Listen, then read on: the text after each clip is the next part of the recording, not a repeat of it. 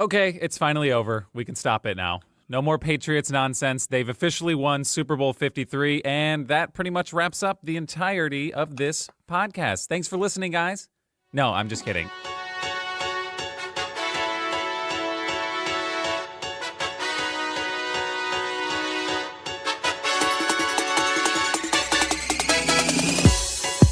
All right, we got Regi, we got Ryan, we have Vince, and myself, Justin. We are here from the chunk to break down Super Bowl 53. And by break it down, I mean tell you everything that you literally just saw, but tell you what we thought about it, because that's really why you're here, people. So before we get into actual football talk, because really, I mean, no one wants to hear that anymore. We've heard enough of it. Tony Romo crushed it. Just so Regi knows, Tony Romo is the greatest in-game broadcaster of all time already. And it's too bad he can actually be the greatest quarterback of all time.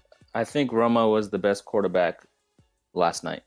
Oh, okay. It was at the Super Bowl. Think about it. You know what? You know what? No, you're wrong. I don't think that's true. Okay, let's start it off with Gladys Knight, because that's what really started the whole night off. And only reason I'm mentioning this is because Gladys Knight's over-under on the there was obviously people who were betting on it. The over-under, there was a little controversy. It was set at 1:49, and when she originally finished the song by saying "Home of the Brave" the first time, it was the under. However, but she didn't stop singing. She said "Home of the Brave" one more time. That extended it to the over. There was a whole controversy, and people were paying out. I think they wound up, some places actually paid out both. They were just like, they didn't want to touch it. They didn't want to have anything to do with it because it was so controversial. But it technically was the under, and some betting places, I'd be livid, by the way, if I bet money on the over. And that little like faux pas cost me some money. But anyway, Lynch, do you have any thoughts on this? That's why you don't bet anthems. So that bothered me in the beginning, but I just had to throw that out there. I would have bet the over. I was like adamantly for the over, and technically I guess it was the under. Anyway, now we can get to the football talk. Obviously, the New England Patriots. If you haven't heard by now, and this is how you get your breaking news. Probably not best to get your breaking news in podcast form. Maybe suggest some applications, internet, Twitter, something like that. But the New England Patriots defeated the Los Angeles Rams 13-3. Tom Brady wins another one. Bill Belichick wins another one. It's unbelievable that at this point in his career, he's like 40-something, where the dude's still just raking them in. It's unbelievable. He's 41.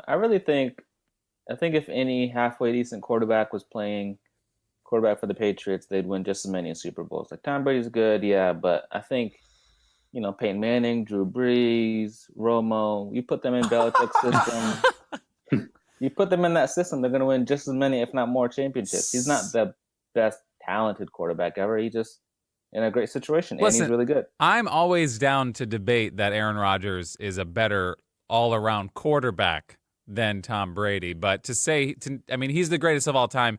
You can't really blame him for being where he is. He was a freaking late round draft pick. He kind of just worked his way, and he got into the position. He didn't really work his way. Kind of lucked into the position by injury, but he owned it, and this is where he's at 6 championships later. I don't know that he's saying. He's a great quarterback. He's good. He's awesome. He's a Hall of Fame quarterback. Is he the best one to ever play? I feel like I'm getting the vibe from you right now that you're suggesting Tom Brady is a system quarterback. No, I think he's a great quarterback who also benefited from a great system. Okay, that's fair. Yeah, I mean, not any other quarterback, but if another highly talented quarterback fell into this position, obviously they would have success. I don't know that we could say 6. I don't know if we could say 6 title success, but I'll say it. I'll say it right now. All right. Well, then say it. Say it with your chest. Peyton Manning would have 6 or more championships. Same system. Okay. That's a hot take. I like it. It's so hot, I'm not even going to touch it with my bare hands. Let's go. Let's just break this down real quick. First quarter, 0-0, ends in 0-0. It's all defense all the time. Nobody was really doing much of anything. Tom Brady threw an interception, which I thought meant something, but it seemed like nothing really had consequence in the first quarter, and for most of this game, to be completely honest with you. But 0-0 after the first. Second quarter going in, the Pats get a field goal, so it was 3-0 going into halftime. And here's when we take the intermission. How about this? We'll talk about the halftime show. right now, halfway through the game chatter. How about that? What did you guys think of this halftime show? I wanted to talk about the end of the first half before the halftime show. But Okay. What did you see at the end of the first half then? I thought that the Rams were not as aggressive as they could have been, and I think going into half tied 3-3 would have, dramatically changed the game. I don't think that they utilized their timeouts the right way, and I feel that McVay, I think, given a second chance in that situation, would have coached the game a different way. Okay. I did see somewhere that apparently the Patriots ran man coverage on defense for like 62% of the time for the entire season.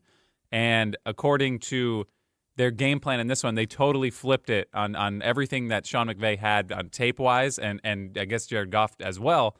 And they were doing zone like 90% of the game just to kind of totally flip it. And it looked like it shook them up. I mean, they weren't able to get anything going on offense the entirety of the game.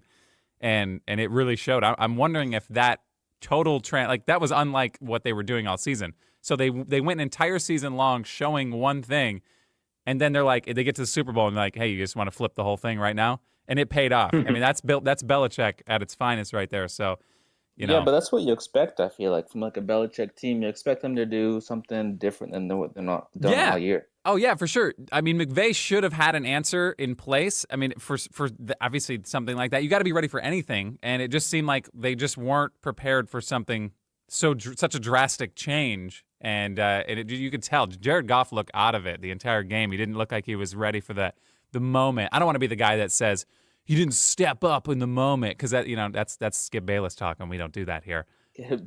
But no, I mean, obviously you have the tape that you have, and when you're watching it, you're expecting to see these certain nuances on defense. But if you're not seeing that, then how do you adjust? How do you prepare? And that's what we saw in this game was they weren't prepared. I feel that with the receivers that they have receivers that should be able to both beat man and zone. Like zone is you find the you find the little holes and you sit down in the zone. Like, well, Brandon Cooks was doing it. Brandon Cooks was the only one showing any sort of like competency out there. The thing I saw was more in the second half. I saw Robert Woods finding, how they sit there and say that there's always the hole in between the safety and the corner and like on a corner route type of thing in a cover two. And I saw Robert Woods find that, and then on that controversial whether or not he got down the second foot later in the game, like he found it there. And it didn't seem that they were, like how you said, the game plan never adjusted to attacking a zone. They kept trying to attack man when they weren't playing man. Yeah. Oh, and when they zoomed out for a lot of those throws, a lot of those replays, Jared Goff was missing a lot of the drag routes, like right in the middle of the field that were wide open. He was missing them like all game long. Not missing them, not missing the throw, but just not even seeing it in general, like just completely missing it with his eyes. He definitely had a bad game, and I think like who's the tight end on the Rams? Do they even have a tight end? Gerald Everett. I feel like they didn't throw to him at all, or he wasn't even in the picture. They have Garrison Everett and Tyler Higbee, and they both kind of like split time and whatnot. But yeah, they were not very featured. I think Everett had a couple targets second half, but he dropped them because the Patriots were like right on him. And I mean, the Patriots linebackers they played out of their mind last. Yeah, no, absolutely. Defense was insane. Yeah. Well, both teams' defenses were rock solid. I mean, they had it locked up for the entirety for most of the game. But right now it's 3-0 Patriots Rams headed to halftime. Real quick, let's throw out our halftime show thoughts because it was obviously Maroon 5. Who I don't even know who the middle person was. Who was that? That wasn't Travis Scott. Travis Scott, man. Sure, of course. That's how out of touch I am. I didn't even like recognize the person. Anyway, also I recognized Big Boy, but if you blinked, you missed him because literally he was there and then he disappeared and that was that. And I was like, wow. Okay. His fur coat stayed though. Yeah, his fur coat's causing a little controversy too with those PETA people. Anyway, to me the halftime show kind of fell a little flat. Everything actually fell a little flat for me. If we're taking it all into perspective, it just the game, the commercials, the halftime show, it was all just kind of like meh. I don't know. It was weird. very underwhelming, especially Travis Scott was good, but he only played like one song. I feel like He was on there for at least 50 seconds, and it was just everyone was expecting that whole SpongeBob homage, and it was like maybe 5 seconds of his intro. Yeah, the SpongeBob So a lot thing. of people were let down. Yeah, the SpongeBob thing got like a million plus. It was like a petition that got 1 million plus signatures to just have kind of like a nod to him. And technically, the NFL did give a nod to Steven Hillenburg, the creator of SpongeBob, but that they just kind of threw it in there. That whole scene was them. It was called Sweet Victory, if anybody, for people who don't know. But if you're a SpongeBob fan, you know what it was. They played the halftime show of the big game in SpongeBob, and they just wanted to play it. They wanted to at least get a little bit of the song, and they got none of the song in halftime. It was literally just the 5-second like trumpet intro into Travis Scott. I don't even know what that meteor like asteroid thing was. That was like that was sick. that looked like somebody used like a phone app and like did you know what I mean? It was so weird looking. The reason why they did that is because his tour is called Astro World. That's why he's on tour right now. Oh, that went over my head. And I'm sure the SpongeBob thing went over a lot of other people's heads who are just like, why is SpongeBob happening in my face right now? You know what I mean? Like people who don't know about that. All the old heads, all the old people. Yeah, everyone's like, what is that? What is going on? I was with these people, and someone's like, "Who's that black guy singing?" Oh my god! And they're like, "Oh, that's Travis Scott." Like, who's that? Like, "Oh, that's Kylie Jenner's baby daddy." They're like, "Oh, okay." Oh, now It it makes sense. Yeah, That's the only way it makes sense is when you say it's Kylie Jenner's baby daddy. yeah. He's the most popular hip hop artist, right?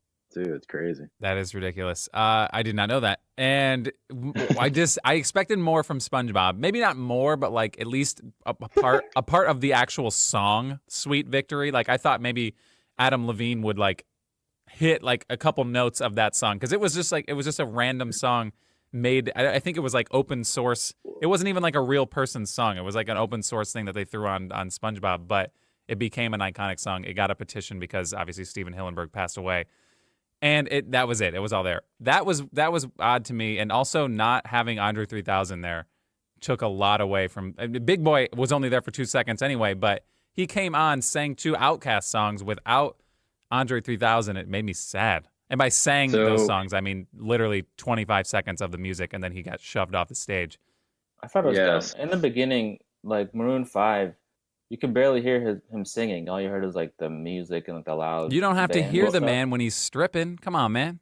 But you gotta understand this though. He wasn't lip singing; like he was actually singing on stage, and that's the first time we've seen that.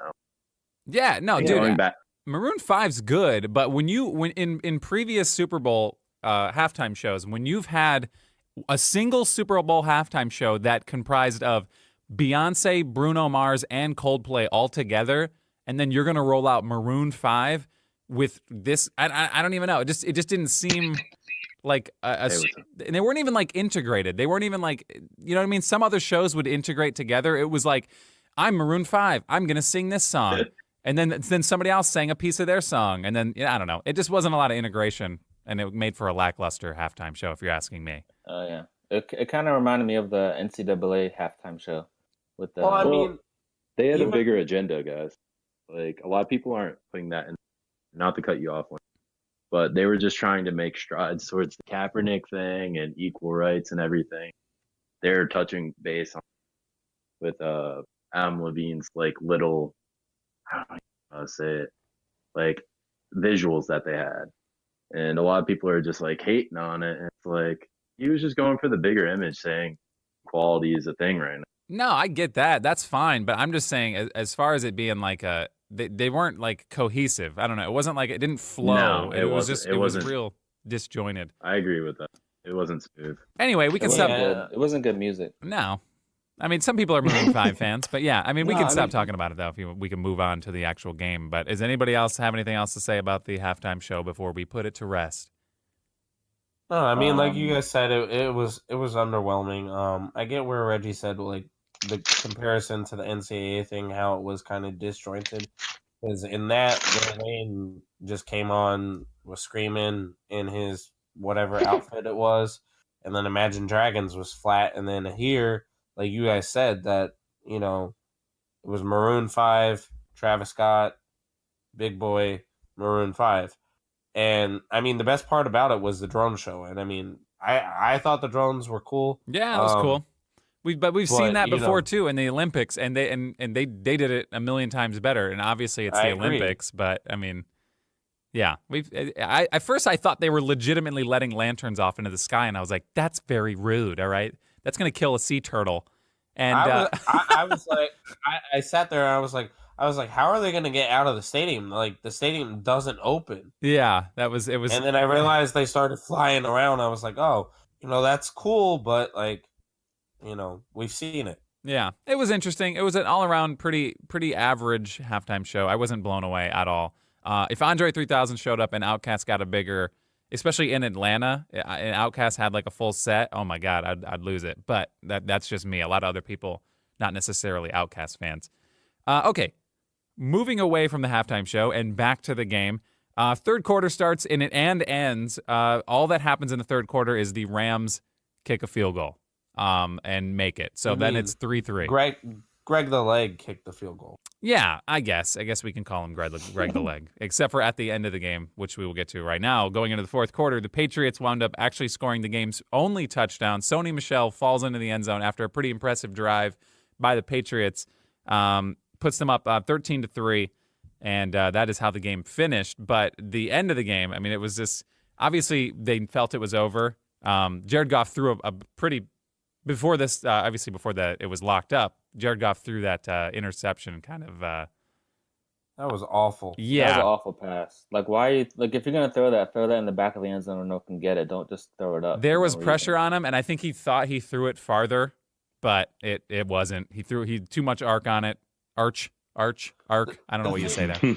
The thing there is on that pass, Brandon Cooks was completely lost as far as like wasn't expecting the ball and like didn't locate the ball because like most receivers in that spot are gonna try and fight for the ball to where that the defender can't catch the ball.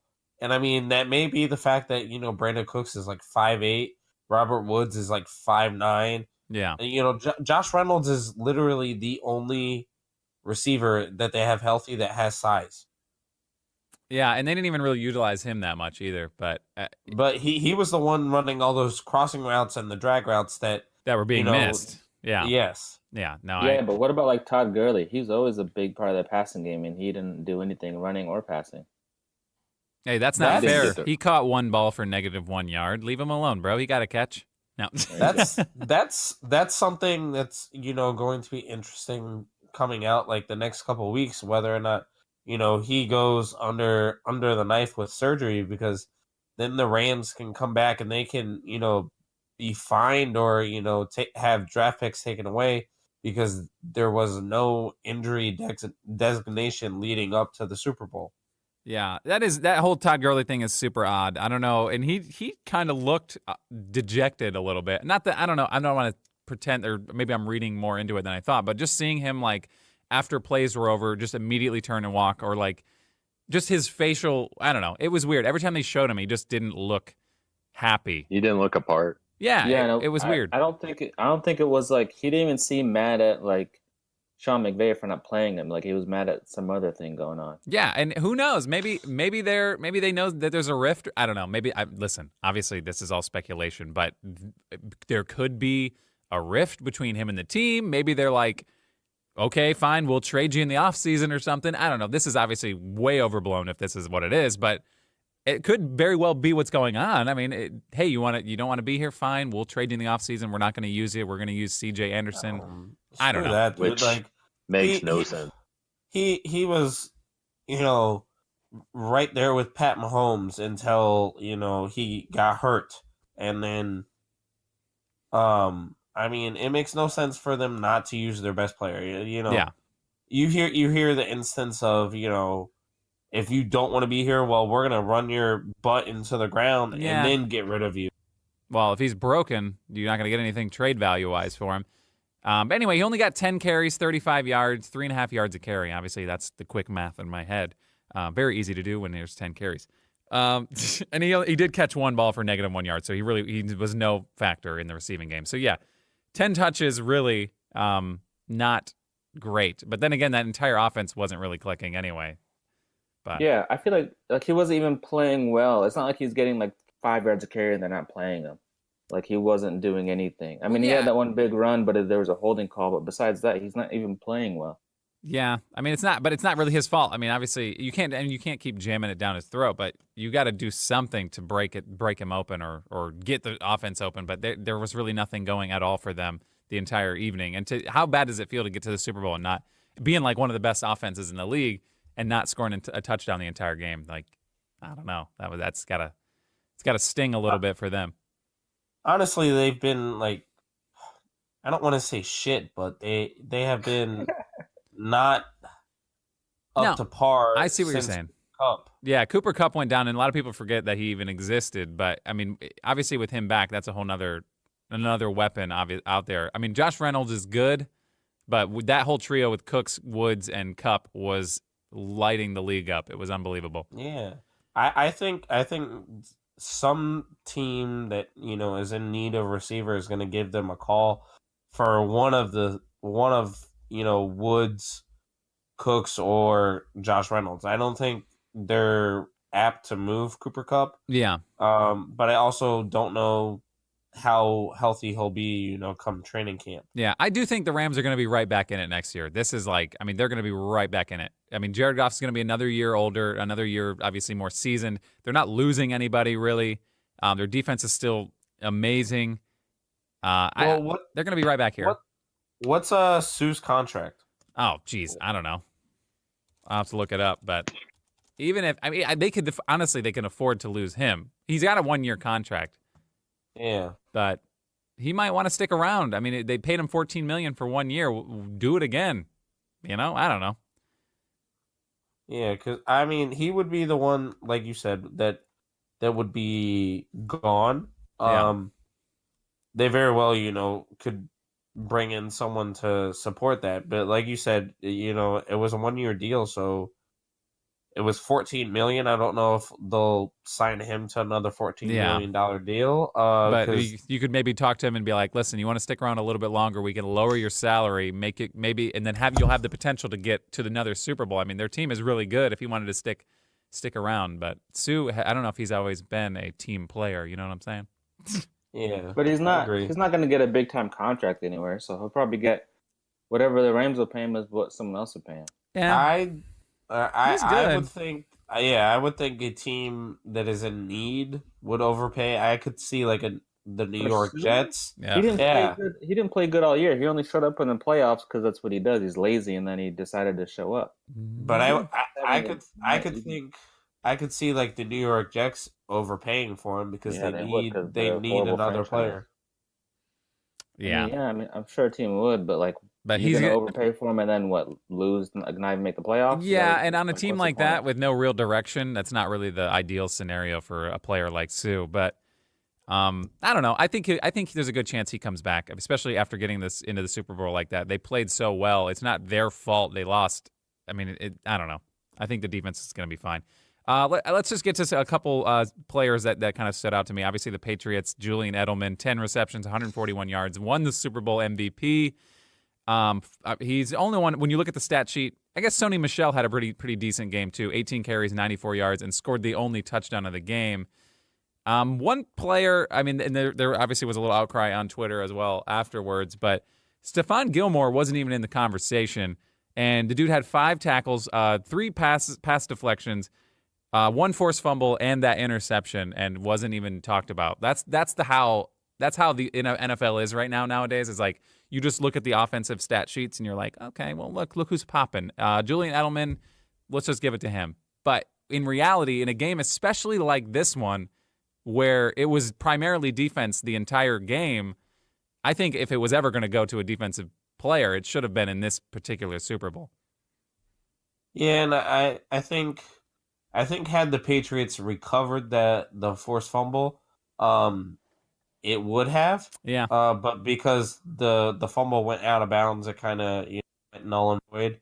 I mean, he was right there for me as well. I thought Edelman was head and shoulders above everyone else just because it was clear to me that he was by far the best player on the Patriots offense at the entire game. Yeah. He was a machine.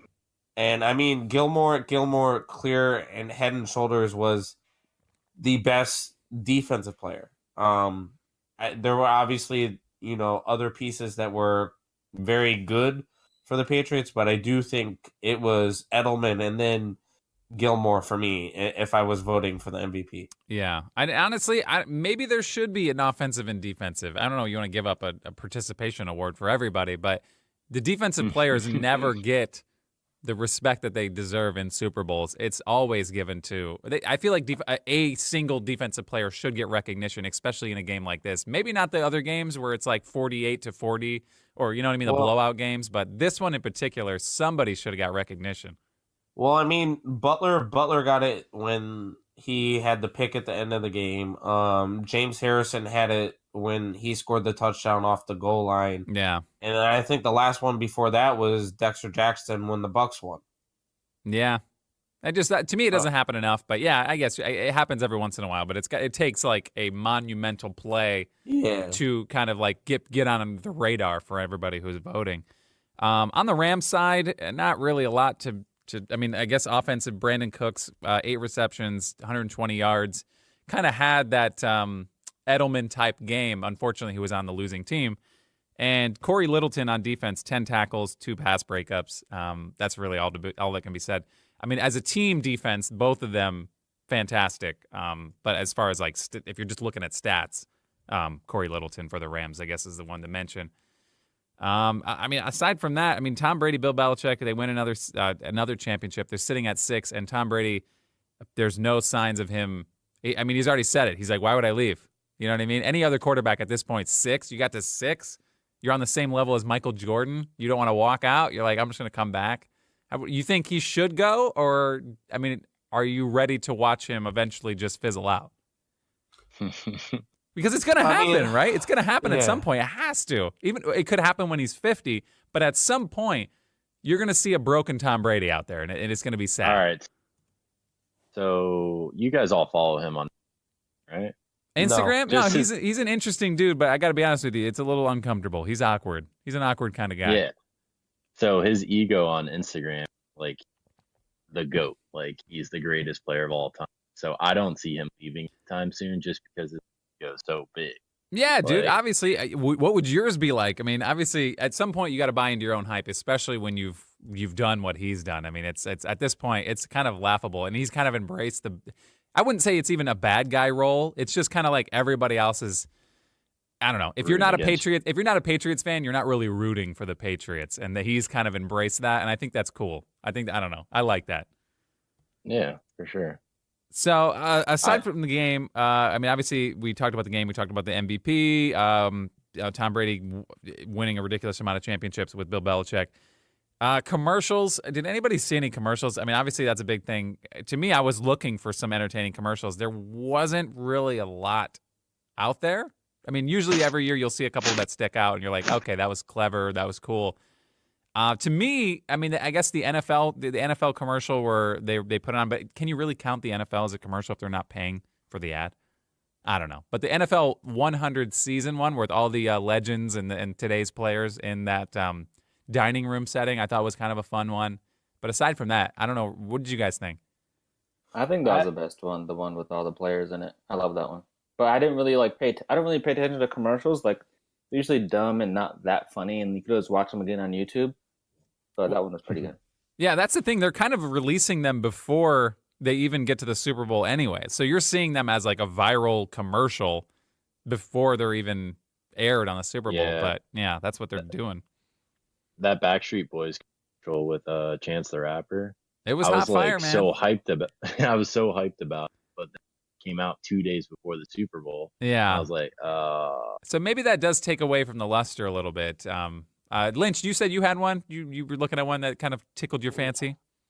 I I mean, I've never been a big Game of Thrones fan, but I did like how it was kind of like the death of Dilly Dilly type of thing. Yes, it's about time. Because I know a Thank lot you, of people Lord. have been over it for, it seems like forever now. Yeah. Over But it since it began. I was just blown away with how many damn robot commercials there were. Yeah, that's true. A lot of automated, Alexa type deals going on. I mean, a lot of people just talking to electronics, but it's the future, man. It's 2019. Better embrace it. We're not even going to be. We're not even going to be talking to each other anymore. It seemed like every other commercial seemed like it was a robot commercial, whether it was an actual robot in it or how you said like how they were doing the Alexa commercials, how they had to cut off the Alexa in one commercial and how they have an Alexa dog collar. Like, okay, the cutting off the Alexa one was pretty funny though. It was like going on a tangent about like it was like an existential crisis the Alexa was going on, and all of a sudden he's like, "Hey, play Funky Town," and just shuts her up, and she's got to play music. So I thought that was pretty funny. But aside from that, there really wasn't a lot of good. This whole Super Bowl just felt bland to me. I don't know. Unless you're a Patriots fan, you're walking away from this one saying, "Okay, you know what I mean? Okay, I guess we're coming back next year." Didn't really. I wasn't bothered, but I certainly wasn't entertained. I guess that's my takeaway. Yeah, that's what I was thinking. Like, if I was a Cowboys fan, I would have loved it. Like, if the Cowboys were in it and whatever. Like, but as a casual observer, because I didn't really care who won. Yeah, it was meh. That's what I told one of my students today. They had said how they weren't rooting for the Patriots; they were rooting for the Rams. But they said it was the most boring Super Bowl. And I had said that if the Rams had won, a lot of people's opinions on the game would have differed. Yeah, because they would have gotten that Patriots loss. Yeah, and that does add a little factor into it. But yeah, you're right. I think it just seeing a game that wasn't necessarily offensively explosive, and then to be won by a team who's won 5 prior, you know what I mean, or at least not team, I should say quarterback. You know what I mean. Just seeing them win another one, you're like, okay. It's another year. It's another, like just like the NBA. It's like another year we're going to watch the Warriors win again. Cool. That's fun. You know what I mean? It's a weird spot. Please go away. Please go away. Yeah. I want some, obviously you want some competitiveness, but at this point it just didn't. I mean, at least the NFL is a little more competitive than the NBA.